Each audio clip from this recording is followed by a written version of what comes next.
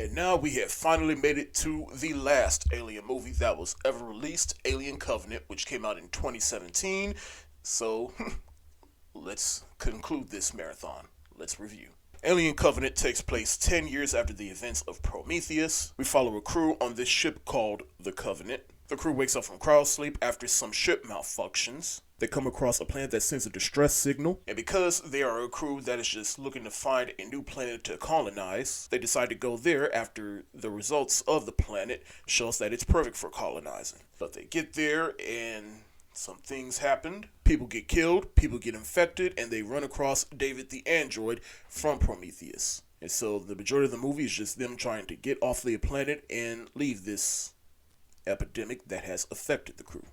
Now, like I said, this movie came out in 2017, and I remember back in 2017, I marathoned all the Alien movies to prep for this, and I generally was excited for a new Alien movie at that time because I was told that one, Ridley Scott was returning. Yes, he returns to direct, but he also takes some of the criticisms from Prometheus and try to correct some of those mistakes, but it was mainly the studio that was forcing him to do that, but he was also allowed to basically continue on what he started in Prometheus.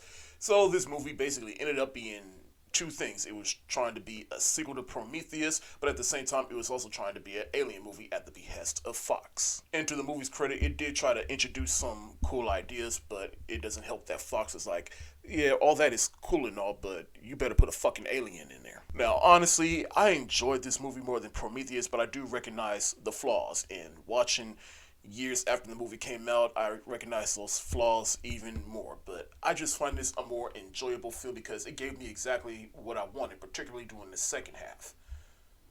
And I do admire that the movie tried to continue on those ideas that they started in Prometheus, mainly through David, because we see in the beginning, we see a flashback of David just being created for the first time, Guy Pearce not in old man makeup, and then there's the idea that David figures out the moment he's awakened is that humans, they won't live forever, but David, he will, in that he is basically a creation of humans, and so David, he seeks to basically try to create something of his own. He basically wants to be God. But the other issue that I have for this movie is that when the movie really does get going and once all the Xenomorph shit starts happening, for some odd reason, these humans just become incompetent. They are clumsy. They're making all the mistakes. They are slipping on blood. They're on a planet with no type of protection because they don't know what the atmosphere is like, even though the planet says it's good, though, but still, you want to take the proper repercussion. Now, Michael Fassbender, he does return in this movie, and he does end up playing two different androids. There's Walter, who's on the ship, the Covenant, and he's just a more advanced version of David, but without all the complications that came with David. Basically, Walter, he's less human. And there was also some prologues that were released before this movie in which we do catch up with David and Elizabeth Shaw from the last movie, and a lot of people have questions like, wait, if David's head was cut off in the last movie, how's his head back on now? That prologue does answer that because she does basically sew his head back on his body, and so they continue to research and they come to the planet with the creators, which is the planet that they happen to be on. And so David, he unleashes some pathogen that kills all the creators. On this crew, just the standouts. I'm not going to go through all of them, but you do get Catherine Waterston, who clearly the studio wanted her to be the next Ripley, right down to the haircut. But I do like her in this movie, and she takes a big loss in the beginning of the movie because, as I said earlier, the ship runs through some technical difficulties that results in her husband, played by James Franco, being basically burned alive in stasis, which is something that we've never seen before in an alien movie. It's just somebody dying inside the pod, all because there's a ship malfunction, and that just causes the pod to catch fire, and that's, that is not that is a tragic way to go out. But she is grief-stricken throughout the whole movie. You got Billy Crudup, who has to take over the ship because James Franco, he was the captain, but now since he's gone, he pretty much has to take up that role. But the thing about him is they didn't make him captain because he has religious views, and so now he has to take on that, and he knows there's people in the ship that doubt him for that. His wife is played by Carmen Ejogo, and anytime I see her in anything, I'm like, yes, give her more work, because she's a great actress. But she is one of the first victims within the movie, because she's with somebody that does get affected first, and I'll say, this is probably one of my favorite alien chestburster scenes since the original, though I will say it's not necessarily chestburster because the alien does burst out of his back, and just watching that and watching him shake, it was, that is gruesome. And just watching him flop backwards. Danny McBride is also an addition in this movie I did not expect, because even though I do know that he's capable of doing more serious stuff, but I primarily know him for being a funny man, and just seeing him in this movie, it was pretty good. And another acting standout within this movie is Juicy Smollett. Yeah, I totally forgot that he was in this movie. And if y'all don't know who that is, that's Jussie Smollett, who you may remember played Jamal Lyon on Empire. But I do think it is pretty funny because he is a gay man in real life, and seeing him in this movie, he's straight. There's a scene in this movie where he gets some sexy time, and I'm like, I know you're not enjoying this.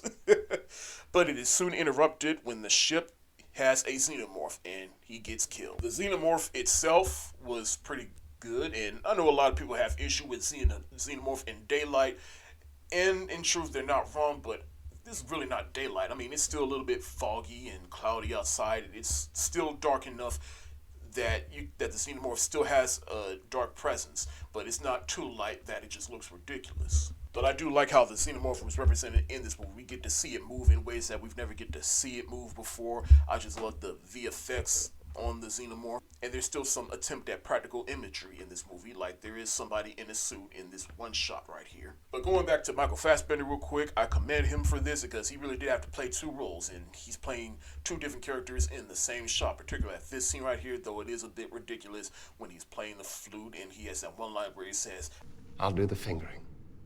And a lot of people, myself included, chuckled when they heard that line in the movie. But like I said, the movie really got going once they realized that David, he has other intentions, and he turns out to be the real villain in this movie. And he does switch with Walter, unbeknownst to the rest of the crew, makes it onto the ship. And we get that classic final battle with the Xenomorph. They manage to get it out.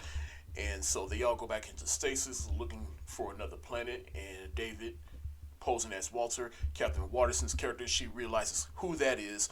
And she starts panicking, but she goes into stasis. And so David, he managed to get some alien embryos and put them with the rest of the colony.